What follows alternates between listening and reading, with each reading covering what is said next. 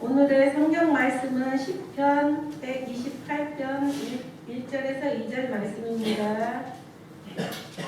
여호와를 경외하며 그의 길을 걷는 자마다 복이 있도다. 내가 내 손에 수고한 대로 먹을 것이라.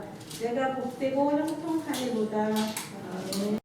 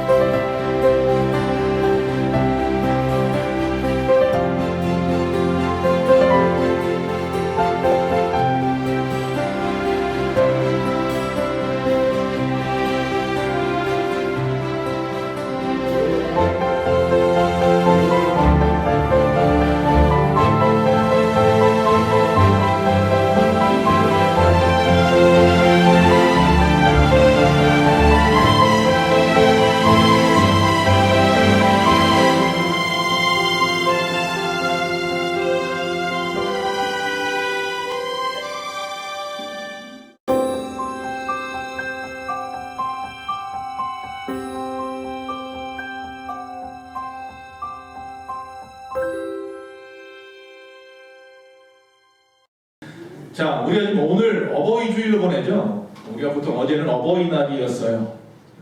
어제 이 꽃을 사러 가보니까 카네이션이 어제가 어버이날이라서 그런지 좀 쌀 줄 알았더니 오히려 더 비싸지고 말이죠. 볼품이 없더라고요. 이제 나갈 거 다 나간 거예요. 남은 거 하품만 남아있더라고요. 그래서 꽃을 좀 바꿨는데 어버이날의 유래에 대해서 좀 시작하면서 말씀을 좀 드리고 시작하려고 합니다. 1868년에 미국의 앤 자비스라고 하는 여인이 이 남북전쟁이 끝나고 난 다음에 홀로 된 여인들이 너무 많아서 그분들을 위로하기 위해서 어머니 우애의 날이라는 것을 제정했답니다. 그리고 나서 1914년에 그의 딸이었던 애나 자비스가 이 어머니의 그 뜻을 기리기 위해서 어머니의 날 캠페인을 갖다가 시작을 했고 이게 전국으로 퍼지기 시작했답니다. 그러면서 1914년에 이 우드로 윌슨이라고 하는 대통령이 그 뜻을 갖다 받아들여서 국가적으로 정식적으로 어머니 날을 5월 둘째 주 주일로 정했습니다. 그러니까 오늘이죠. 오늘 5월 둘째 주 주일이 미국에서는 정식적인 어머니 날이 됐어요. 자, 그러면 우리가 지금 카네이션 하는데 이 카네이션을 드리는 이유는 무엇일까요? 찾아보니까 앞에서 말한 그 애나 자비스의 어머니가 1907년에 돌아가시고 난 다음에 이제 추도 예배를 처음 드리는데 그때 참석한 사람들에게 그 딸이었던 앤 자비스가 너무나 좋아했던 꽃이 카네이션이었대요. 그래서 카네이션을 갖다가 흰 카네이션을 돌아가셨기 때문에 나눠준 것으로 유래가 되었다고 합니다. 그래서 혹시라도 부모님 앞에 카네이션 드릴 때 조심해야 될 게 있는데 뭐냐면 무조건 꼭 분홍색은 아니더라도 흰색은 돌아가신 부모님 앞에 올려드리는 거고요. 노란색은요 경멸한다는 뜻이에요. 그래서 싫어한다는 뜻이니까 노란색 카네이션은 절대로 선물하는 일이 없었으면 좋겠습니다. 앞에서 말씀드린 대로 카네이션은 가장 좋아하는 꽃이어서 그때 드린 것처럼 지금도 마찬가지입니다. 가장 좋아하는 꽃을 선물하면 됩니다. 꼭 카네이션이 아니더라도.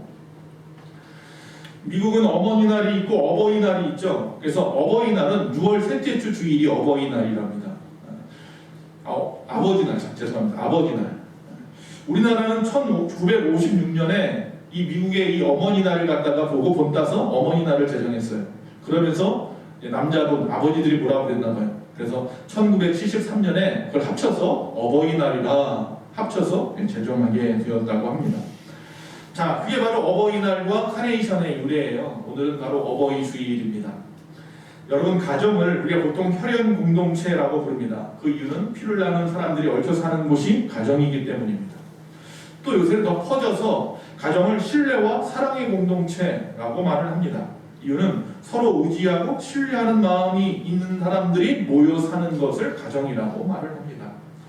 가정은 물론 우리가 잘 아는 대로 하나님께서 태초에 만드셨습니다. 아담과 하와를 갖다 짝 지어주시고 가족이라는 것을 처음 선포하신 분이 바로 하나님이십니다. 그래서 우리네 가정의 출발은 하나님으로부터 시작된 것입니다.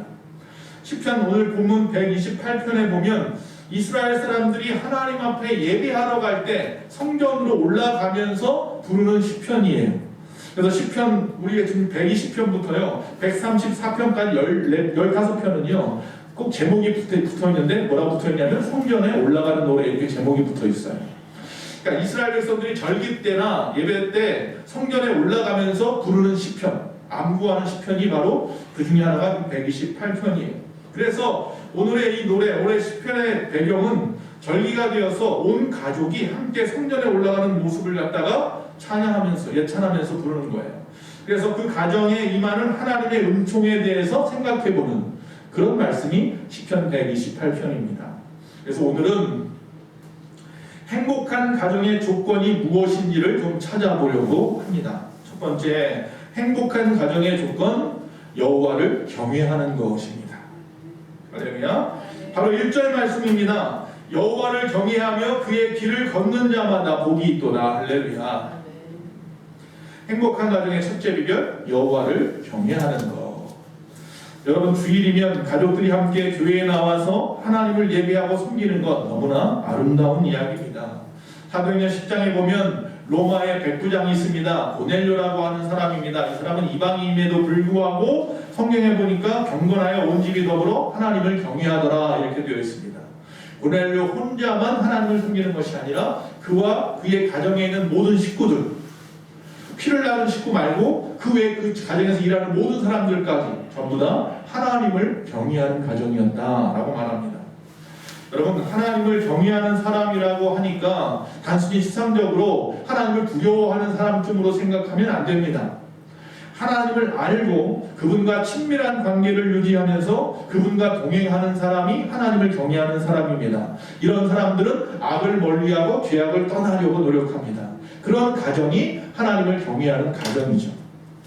그래서 이런 가정은 그 가정의 조상들, 믿음을 처음 가지고 그 가정에 들어온 분부터 시작해서 하나님의 약속에 대한 믿음, 그리고 또한 우리가 거룩한 주일을 비롯한 각종 예배 시간에 하나님 앞에 나와서 예배드리는 이 의식, 그리고 모든 것의 권위를 하나님의 말씀에 두고 하나님의 말씀을 우선적으로 생각하는 가정, 이런 가정이 바로 믿음의 가정, 하나님을 경외하는 가정이 되는 거죠.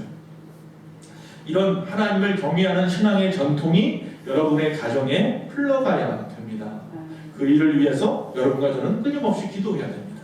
성경에 보면 이처럼 즉 하나님을 경외하는 전통이 흘러가는 가정마다 고백하는 고백송이 있습니다. 그게 뭡니까? 아브라함의 하나님, 이삭의 하나님, 야곱의 하나님이 바로 나의 하나님이라. 할렐루야. 우리 할머니의 하나님, 우리 할아버지의 하나님, 우리 어머니와 아버지의 하나님이 바로 나와 내 자녀들의 하나님이라. 할렐루야. 그런 믿음의 전통이 흘러가는 저와 여러분의 가정이 되기를 간절히 바랍니다. 1950년대에 미국의 가정들이 그랬습니다. 주일이면 정장을 잘 차려입고요, 교회에 나와서 온 가족이 하나님 앞에 예배했습니다. 그래서 그때만 해도 가정이 신성함, 또한 신앙의 절정에 달했던 때이기 때문에 수많은 선교사님들을 전 세계에 보내기도 했고요, 경제적이나 영향력이 굉장히 기독교인들이 강력했던 시대가 있었습니다. 그런데 1960년대 넘어오면서 정권이 바뀌고 미국의 정권이 바뀌고 새로운 대통령이 세워지면 누구라고 말 안 할게요. 새로운 대통령이 세워지면서 학교에서 기도하는 시간을 빼버리고요. 학교에서 책 풀 시간을 빼버리고요. 학교에서 성경 과목을 빼버렸습니다. 그러면서 아침마다 기도로 시작하던 학교에서 기도와 성경 공부가 없어져 버리니까 말씀 없이 아이들이 자라게 되었고 결국 윤리 도덕의 구멍이 뚫렸다고 합니다. 그때 성장한 아이들 중에서 데어도어 키친스키라고 하는 사람이 있었습니다. 데어도어 키친스키는 굉장히 머리가 뛰어난 천재나 같은 수재였습니다. 근데 이 친구는 하버드대, 즉 기독교 정신으로 하버드 목사님이 세웠던 그 하버드 대학교 수학 박사 학위를 받고 그 후에 그는 이 버클리 대학교 교수로 있었습니다. 근데 이 친구는 무신론자였습니다. 기독교 학교를 나왔음에도 무신론자였습니다. 그 가정이 온전한 믿음의 가정이었음에도 불구하고 이 친구는 무신론자였습니다. 그는 17년 동안 교수 생활을 하면서 무슨 짓을 했느냐 하면 17년 만에 들통이 났는데 우편물에 폭탄을 갖다가 장치를 해서 테러하는 일을 했습니다. 결국 걸리게 되었고 그 일로 인한 종신형에다가 30년을 더하는 선고를 받아서 교도소에 갇히게 되었습니다. 하나님을 경외하는 신앙이 만약에 그 친구에게 있었다면 아무데나 폭탄을 배달하는 죽음을 갖다가 부르는 테러 분자는 되지 않았을 것이라고 모든 사람들이 혀를 찼다고 합니다. 지식 때문에 아니면은 우리가 가지고 있는 어떤 물질들 때문에 아니면 미모나 건강 때문에 행복한 것이 아닙니다. 세계적 통계를 보면 사실은 이 부족한 사람들보다 많은 것을 가진 사람들이 그리고 어려운 나라보다 선진국들이 지위가 낮은 사람보다 높은 사람들이 그리고 보통 사람들보다 특별하다고 생각하는 사람들의 자살 비율이 더 높다고 합니다. 하나님을 섬기는 가정이 복됩니다. 그런 의미에서 여러분 가족의 가족 구원을 위해서 끊임없이 기도하는 올 한 해가 되었으면 좋겠습니다. 두 번째, 행복한 가정의 조건은 성경에 보니까 정상적인 가정이 행복합니다 라고 되어 있습니다. 제가 좀 정상적이라고 하니까 별별 생각을 다 하실 겁니다. 여기서 말하는 정상적이라고 말하는 말은 무슨 가족의 형태나 구조가 우리가 생각하는 사회적 통념과 다른 것을 이야기하는 게 아닙니다. 여기서 지금 정상적인 가정이라는 것은 2절에 나와 있습니다. 내가 내 손이 수고한 대로 먹을 것이라 라고 되어 있습니다. 즉 다시 말하면 수고한 대로 먹는 것이 행복하다는 이야기입니다. 게으름이나 나태하지 않은 생활이 행복하다라고 말하는 것입니다. 다시 말하면 정당한 노동의 대가로 먹고 사는 가정이 복되다는 것입니다. 즉 여기서 말하는 이 정상적인 가정이라는 것은 노동의 가치를 알고 노동을 통해서 열매를 거두어 들이는 가정을 말하는 겁니다. 시편 127편에 보면 일찍 일어나고 늦게 누우며 수고하며 살지만 헛된 일생을 사는 사람들이 나옵니다. 얼마나 복되지 않습니까? 정말 열심히 일을 했는데도 불구하고 헛된 인생을 사는 사람이 있는데 그렇게 살지 말고 땀 흘린 대로 수고한 대로 하나님이 주시는 열매를 맺으며 살아가는 가정이 되기를 원한다는 것입니다. 개인도 정상적인 가정 또한 국가도 정상적인 국가가 되어야 하는 거죠. 가치관도 정상적이어야 하고 돈을 벌고 쓰는 방법도 정상적이어야 합니다. 남녀 간의 만남이나 생활도 정상적이어야 하는 것입니다. 가끔 북한의 그 외교관들이 이 마약 밀수를 하다가 체포되는 경우들이 있어요. 외신에 많이 나옵니다. 그리고 그걸 말미암아서 추방되기도 하고 국가적인 망신을 당하기도 합니다. 저와 여러분이 생각합시다. 국가를 운영하는 데도 보면 그 국가의 어떤 신념 때문인지 사상 때문인지 몰라도 불법을 행하고 부정한 방법에 의존하는 나라들이 많이들 있습니다. 그런 나라에 속해 있는 국민들은 너무나도 힘든 삶을 살아갈 수밖에 없습니다. 가정도 마찬가지입니다. 가정이 불법과 부정한 방법으로 이득을 취하는 가정이 있다면 그 가정이 지금 당장 먹고 사는 게 어렵지 않아도 나중에 어떻게 될까요? 사도 바울은 데살로니가 교회에 보낸 편지에서 데살로니가 후서 3장 11절 12절입니다. 우리가 들어보니까 너희 가운데 게으르게 행하여 도무지 일하지도 않고 일을 만들기만 하는 자가 있다 하니 이런 자들에게 우리가 명하고 주 예수 그리스도 안에서 권하기를 조용히 일하여서 자기 양식을 먹으라 하노라. 할렐루야. 이게 기독교의 생각이고 삶에 대한 생활에 대한 방식입니다. 그래서 그 앞에 보니까 3장 10절에 보니까 뭐라고 우리가 잘 아는 말이에요. 일하기 싫어하거든 뭐예요? 먹지도 말게 하라. 일하는 사람이 말할 권리도 있고 일하는 사람이 먹을 권리도 있다는 것입니다. 땀 흘리지 않고 남의 것을 빼앗는 사람을 불안당이라고 합니다. 노력하지 않은 것을 얻어서 살아가는 사람들을 불로소득이라고 말합니다. 내 것이 아닌 것을 불법으로 챙기는 것을 부정축제라고 합니다. 이런 말 듣지 않았으면 좋겠습니다. 그런 방법의 삶은 절대로 행복한 삶도 아니고 행복의 조건도 아니기 때문입니다. 남아프리카에 가면요, 이 다이아몬드 생산지가 많이 있답니다. 근데 그 다이아몬드 생산지마다 뭐가 항상 설치되어 있냐면 엑스레이가 설치되어 있어요. 그러니까 모든 사람이 들어갈 때 나올 때 엑스레이를 걸쳐야 돼요. 왜 그러느냐? 거기서 일하는, 즉 이 다이아몬드 광산에서 일하는 강원들이요, 훔쳐 나온대요, 이 다이아몬드를. 그래서 그걸 갖다가 발각하기 위해서 엑스레이를 설치해 놨답니다. 그런데 또 방법이 생겼대요. 이 사람들이 비둘기를 날린대요, 비둘기를. 자기 집하고 자기가 있는 곳 사이에 비둘기를 날려서 다이아몬드를 갖다가 훔쳐가더라는 거예요. 엑스레이를 설치하니까. 그래서요, 이 남아프리카에서 나오는 다이아몬드 생산의 약 20%가 이런 식으로 없어진대요. 자, 생각해 보십시오. 도둑질한 다이아몬드를 갖다가 팔아서 그 돈으로 좋은 집도 사고 그 돈으로 자녀들도 공부시켰겠죠. 그러면서 자녀들에게 뭐라고 말할 겁니까? 착하게 살라고 할 겁니까? 정당하게 잘 벌어서 잘 먹고 살라고 하겠습니까? 너도 나처럼 도둑질하면서 살아라 라고 말하겠습니까? 그런 가정은 정상적일 수가 없습니다. 그런 가정은 행복할 수가 없습니다. 항상 불안할 수밖에 없는 것입니다. 그렇기 때문에 우리 주변에도 도둑질한 돈으로 정치하고 그 돈으로 떵떵거리면서 호사하고 그 돈으로 자식을 키우고 갑질이나 한다면 그 가정과 그 사회가 어떻게 되겠느냐는 거죠. 이 사회가 지금 그런 모습으로 가고 있어서 안타깝다는 거죠. 열심히 일해야 우리가 아파트 한 채 사겠냐? 열심히 일해봐야 입에 풀칠이나 하겠냐? 열심히 일하고 싶은데 직장도 없는데?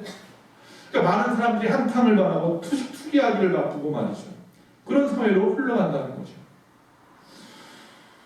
우리가 그랬잖아요. IMF 때 당해봤던 거잖아요. 우리가 가진 자본금은 한 5억밖에 안 되는데 빚은 500억씩 내가면서 회사를 하는 사람들이 다 부도받아서 텅텅 나가앉아버려서 많은 사람들이 고통과 어려움 속에 시달리게 됐잖아요. 우리의 운영 발상과 구조가 비정상적이었던 때였죠. 신앙도 건강 유지도 사업도 사회생활도 교회생활도 정상적일 때 진정으로 우리의 영적으로 정신적으로 행복한 겁니다. 세 번째, 행복의 조건, 가정이 평안해야 행복합니다. 뭐 당연한 이야기죠. 3절에 보니까 내 집 안방에 있는 내 아내는 결실한 포도나무 같으며 내 식탁에 둘러앉은 자식들은 어린 감람나무 같으리로다. 자, 아내를 포도나무에, 즉 부모를 포도나무에 비유하고 자식을, 자녀들을 감람나무에 비유하는 가정, 그 가정이 복되다, 행복하다라고 말하고 있습니다. 포도나무는요, 이스라엘을 상징하는 나무입니다. 이 나무는 풍성하며 값지고 또한 사랑받는 나무입니다. 여기서 말하는 아내가, 그 가정의 부모가 가정의 풍성함의 상징이 된다는 이야기입니다. 감람나무라고 하는 것은 올리브죠. 이 나무는 음식의 맛을 내는 데 사용되고 상처를 낫게도 하고 몸에 발라 부드럽게도 하고 등불을 켜는 데도 사용했고 왕이나 제사장들을 갖다가 세울 때에도 그 기름으로 기름 부었다는 거죠. 다시 말하면 우리의 자녀가 감람나무, 올리브나무 같다는 것은 신선하고 활력 있고 건강하고 다방면에서 아름답게 사용되어지는 것을 이야기하는 거죠. 그러니까 자녀가 꼭 뭐 한 사람이 여러 가지 다방면에서 뛰어나다는 것보다 첫째는 뭐해, 둘째는 뭐해, 셋째는 뭐해, 각자의 다방면에서 각자 하나님이 주신 그 재능 잘 발휘해서 살아간다는 이야기도 되는 거죠. 즉 쓸모있는 인생을 사는 것에 대한 이야기죠. 이처럼 가정의 평안이라는 것은 3절이 의미하는 것은 뭐냐면 첫째로 가족들이 하나님의 보호를 받는다는 이야기예요. 평생토록 영적인 번영과 평안을 누리면서 6절의 말씀처럼 자식의 자식을 보는 장수의 복을 받으며 살아가는 것을 말하는 거예요. 즉 여기서 말하는 내 집 안방, 이것은 가정을 의미합니다. 내 집 안방에는 남편과 아내가 자리를 항상 하고 있고 식탁에는 자식들이 둘러앉아서 오순도순 사랑의 대화를 나누는 곳이 가정이라고 말하고 있는 것이죠. 그것이 행복하다라고 말합니다. 또 이 어떤 교훈이 있냐면 첫 번째 하나님의 보호하심이라면 이 가정 안에 즉 안방에 아내가 있고 또 식탁에 자녀들이 둘러앉아 있는 이 상황을 어떤 의미냐면 가족 간의 소통에 대한 의미인 거죠. 행복한 가정에서 가장 중요한 요소가 바로 소통과 이해인 거죠. 그 두 팔을 흉한 화상을 입었던 어떤 분이 계셨습니다. 이분이 자기 딸하고 어머니인데 이 어머니가 자기 딸하고 마트를 갔어요. 마트를 가서 계산대에서 계산을 하면서 손을 내밀었는데 팔이 화상 입은 게 드러난 거예요. 그러니까 마트에서 계산하던 분이 깜짝 놀란 거예요. 그 모습을 보고 이 딸 사춘기 딸이 화가 났는지 뭘 했는지 갑자기 집으로 뛰어가더니 문을 꽝 잠가버리고 엉엉 우는 거예요. 왜 우리 엄마는 팔이 저렇게 흉한 거야? 엄마가 와서 문을 두들겨도 열어주지 않아요. 한참 있다가 웃음소리가 끝이고 나서 그 아버지가 그 문을 두드리고 들어갔어요. 그리고 이야기를 하는 거예요. 이제는 얘기할 때가 된 것 같구나. 왜 엄마 팔이 그렇게 흉하게 되었는지. 너 어렸을 때에 집에 불이 났는데 어떻게 할 수 없어서 당황한 가운데 나는 네 동생을 안고 뛰어나갔고 너희 방 앞으로 불이 났기 때문에 너를 갖다 꺼낼 수가 없었다. 발을 동동 구르고 있는데 네 엄마가 차라리 내가 죽으면 죽었지 저 아이를 살려야 한다고 뛰어들어갔어. 그리고 너를 꼭 껴안고 나오면서 두 팔이 다 화상을 입었어. 피가 흐르고 처절한데 그 고통 가운데 있음에도 불구하고 너를 쳐다보더니 하나도 다치지 않은 네 모습을 보더니 고통이 사라졌는지 웃더라. 네 어머니의 팔은 그렇게 된 거야. 그 말을 듣고 그 아이가 나가서 그 엄마의 팔을 껴안고 울었답니다. 소통이 중요합니다. 가정에 소통이 되면 우리가 보기에 흉한 무엇도 사랑이 되고 아름다움이 될 수 있기 때문입니다. 세 번째, 다시 말합니다. 안방에 어머니가 있고 식탁에 아직 자녀들이 있다는 이 말은 무슨 의미냐면 심리학자들이 말하는 말인데 고독이라는 인스턴트 식품보다 더 해로운 고독이라는 인스턴트보다 더 해로운 것이고 사랑이란 보약을 말하며 이것은 생명을 구할 수도 있다라고 말했습니다. 다시 말합니다. 고독이라고 하는 것은요 인스턴트 식품보다도 해롭답니다. 그러나 사랑은 보약이며 생명을 구할 수도 있답니다. 예를 들면 친구나 가족이나 배우자나 애완동물을 갖다가 애착하는 사람들과 애착하지 못하는 사람들이 있잖아요. 이 애착이 약한 사람들은요 애착이 강한 사람보다 사망률이 2배에서 5배가 높답니다.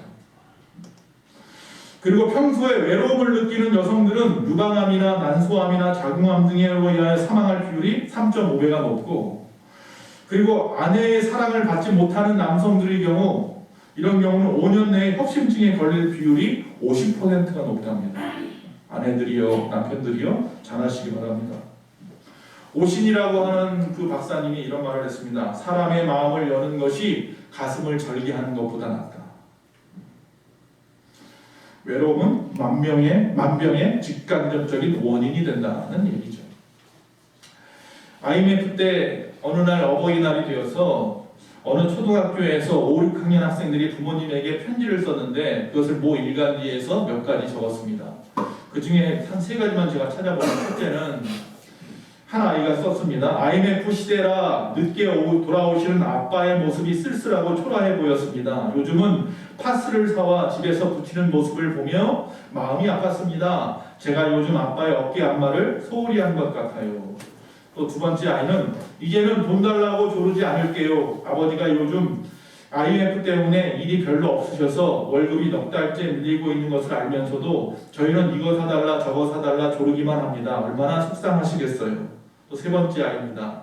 아빠의 일거리가 모자라서 호주 시드니에 가신다니 눈물이 났어요.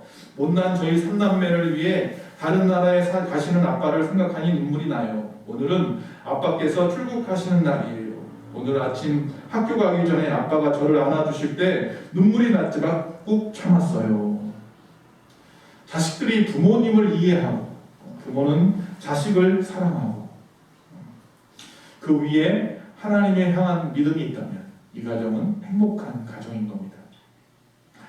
우리가 자꾸 위기를 맞을 때마다 위기에 함몰돼 버립니다. 모든 생각이 위기에서 벗어나지 못합니다. 그럴수록 용기 내십시오. 그럴수록 하나님을 바라보는 믿음이 우리에게 있어야 합니다. 이런 가정은 없겠죠. 어느 신문에 아파트 입주 광고가 났습니다. 야, 나는 이 아파트 공짜로 줘도 안 살아. 그 옆에 있는 친구가 이게 무슨 말이야? 공짜로 주면 잘 살아야지. 나는 절대로 돈을 얹어줘도 이 아파트에는 안 살아. 왜? 여기 광고 뭐라고 써있나 봐봐. 가만히 보니까 뭐라고 써있냐면 내 아내 같은 아파트 이렇게 써있더랍니다. 지금 아내도 힘든데 아파트까지 내 아내 같으면 난 어떻게 살라는 거예요? 내실, 가정이 행복한 여러분 되시길 바랍니다. 네 번째, 행복한 가정의 그 조건이라면 예루살렘을 바라보는 가정이 행복하다고 지금 말씀합니다. 5절 말씀입니다. 여호와께서 시온에서 내게 복을 주실지어다. 너는 평생에 예루살렘의 번영을 보며 이렇게 되어 있습니다. 자, 예루살렘은 이스라엘의 수도죠. 그러니까 예루살렘을 바라보라는 뜻은 뭐 지금으로 말하면 서울을 바라보라 그런 뜻일까요? 강남에 있는 아파트를 바라봐라 그런 뜻일까요? 바로 예루살렘은 수도이지만 예루살렘은 하나님의 성전이 있는 곳이에요. 예루살렘을 바라보라는 이야기는 성전을 사모하라라는 거예요. 성전을 사모하는 가정이 행복한 가정이라고. 이 말씀에서 우리는 이 시인의 관심이 어디 있나 봐야 돼요. 왜 이런 말을 할까? 행복의 조건은 이 땅에 있는 것이 아니라 저 시온에 있구나.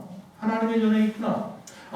행복의 조건은 현재에 있는 것이 아니라 내세에 있는 것이구나 라는 것을 가르쳐 주라는 이야기예요. 이것이 가정의 복이고 곧 시온의 복, 내세의 복입니다. 다윗은 시편 69편 9절에 보니까 주의 집을 위하는 열성이 나를 삼켰다 이렇게 말을 합니다. 주의 집, 하나님의 성전을 향한 그 열심이 나를 삼켜버렸다. 여러분 그런 마음으로 여기 나와 계신 분들 혹시 계십니까? 주를 향한, 주의 성전을 향한 열심이 나를 삼켜버려서 어떻게든지 교회 나와야지. 그리고 지금 그 마음 가지고 나오신 분이라면 복됩니다. 자, 다윗을 보세요. 지난 그 수요일 말씀이기도 한데요. 다윗은 정말로 주의 집, 성전을 얼마나 열심으로 섬겼는지 알 수 있는 것은 그가 양을 칠 때도 성전을 갖다 생각하며 하나님 말씀에서 떠나지 않았을 뿐만 아니라 그가 사울 왕을 피해 다닐 때도 광야로 피해 다니고 힘들게 어렵게 보내고 있었던 죽음을 갖다가 각오하고 도망치던 그 당시에도 그는 끊임없이 성전을 그리워했다고 말합니다. 그리고 그가 왕이 되었어요. 왕이 된 다음에도 제일 먼저 한 일이 뭐냐 하면 법궤를 예루살렘 성으로 가지고 오는 거예요. 길앗 여아림이라는 곳에 멈춰있는 블레셋한테 엘리 대제사장의 그 아들들 그들이 빼앗겼잖아요. 홍리압이나서 빼앗겼던 그 블레셋의 그 법궤가 돌아왔어요. 근데 베세메스에서 사람들이 법궤 열어봤다가 엄청난 사람들이 죽었어요. 그리고 난 다음에 법궤를 그곳에 있었어요. 그냥 그곳에 멈출 수밖에 없었어요. 그래서 그냥 거기 있을 때 아비나답의 집에 그냥 멈춰 있었던 그 20년 동안 잊혀져 있었던 그 법궤, 하나님의 인재를 상징하는 그 법궤. 그 법궤를 다윗이 왕이 되자마자 가지고 오고 싶었던 거잖아요.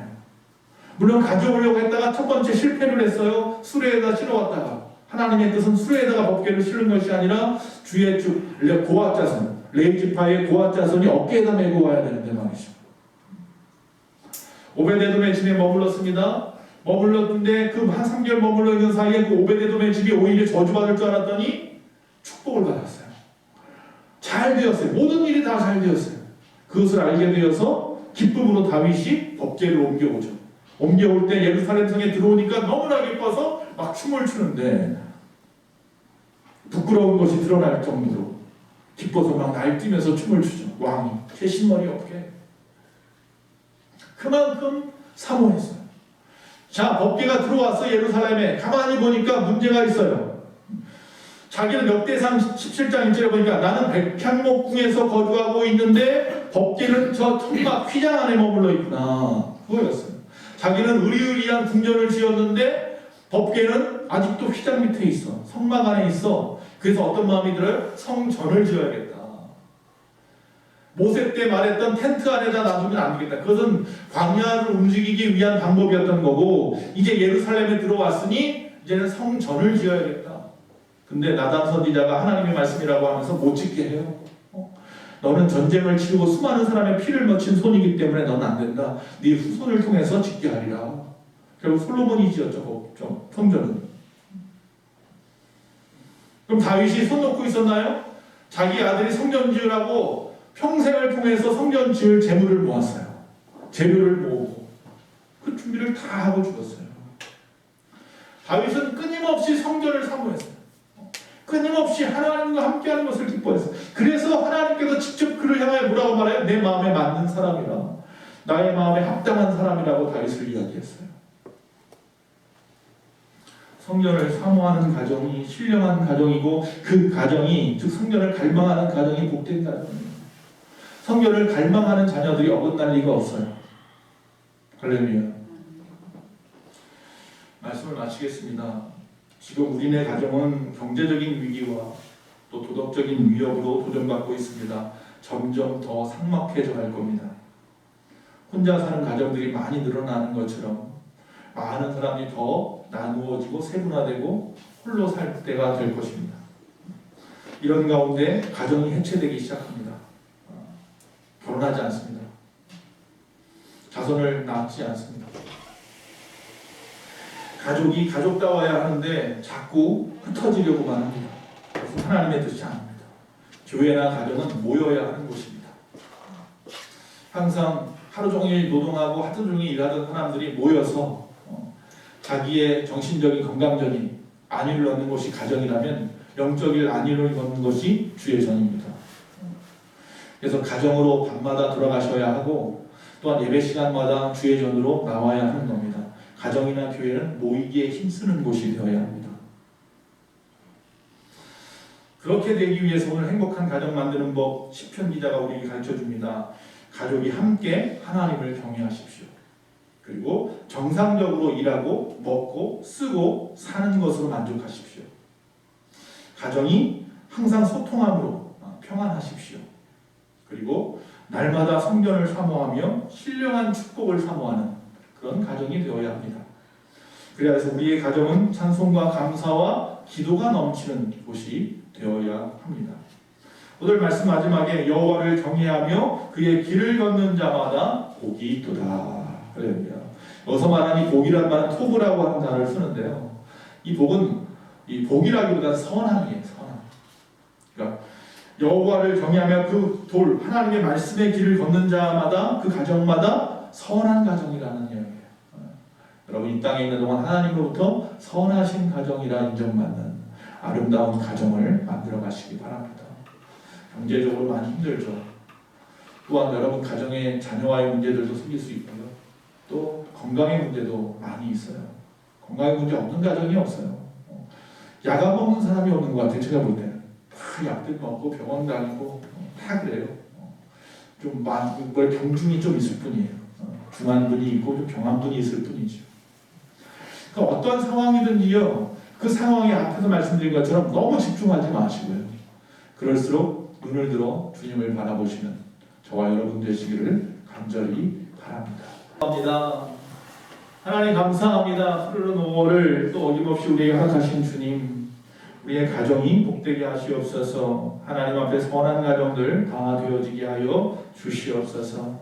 이 시간 주님 앞에 우리의 모든 것 주의 것임을 고백하며 귀한 10의 1조를 올려드린 심령들이 있습니다. 하나님 저들 평생을 도하여 쓸 것과 먹을 것을 넘치게 하여 주시옵소서.